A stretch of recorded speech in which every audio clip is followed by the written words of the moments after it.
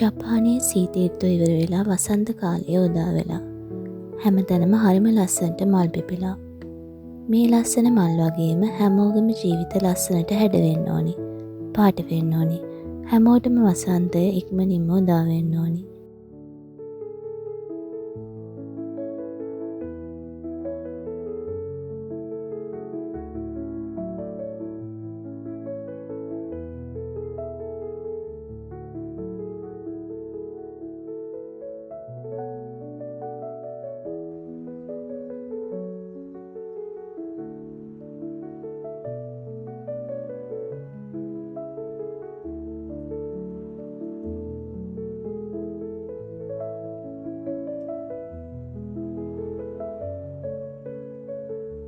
මේ අප්‍රේල් මාසයේ 7 වෙනිදා අද විශේෂ දවසක්.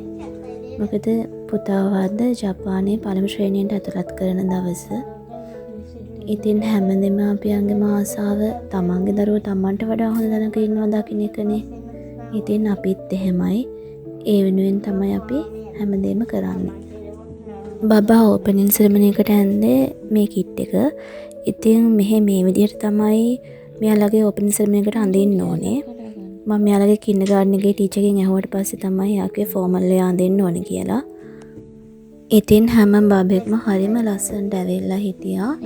මුලින්ම අපිට තිබුණේ බබාව ක්ලාස් රූම් එකට බාර දීලා ඕපනින් සෙරමනි එක පැවැත්වෙන ඒ හෝල් එකට ගිහිල්ලා බබාලා එනකන් ඉන්න.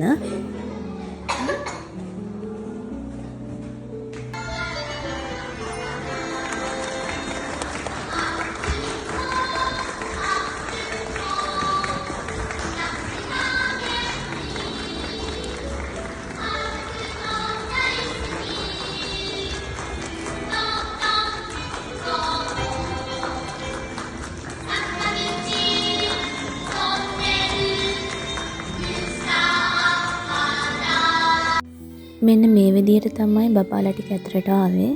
මේ උත්සවය හරිම චාම් විදිහට තමයි සංවිධානය කරලා තිබුණේ. බබාලා ටික ඇතුළට ආවට පස්සේ එයාලගේ නම් කියලා එයාලව හඳුන්වලා දුන්නා. මේ විදිහට බබාලව හඳුන්වලා දුන්නාට පස්සේ පාසලේ විදුහල්පතිතුමයි ඇවිල්ලා හිටපු විශේෂ පුද්ගලයෝ කිහිප දෙනෙකුයි කතා පැවැත්තුවා. ඉතින් පැය 2ක් වගේ යනකොට ඕපනින් සෙරමනි එකේ වැඩ කටයුතු ඔක්කොම ඉවර වුණා. එදා දවස අන්න ඒ විදිහට තමයි ගත වුණේ. මම මේ වීඩියෝ එකේ අවසානයේට බබා ලංකාවේදී මුලින්ම නර්සරි යන්න පටන් ගත්ත දවසේ ෆොටෝස් වගේක් දාලා තියෙනවා. ඉතින් ඒ දවස් අපිට ගොඩාක් සතුටු වගේම ගොඩාක් දුක හිතෙන දවසක්. මොකද කවදාවත් අපි ආව තනියෙන් කොහෙවත් දාලා ගිහිල්ලා නැහැ.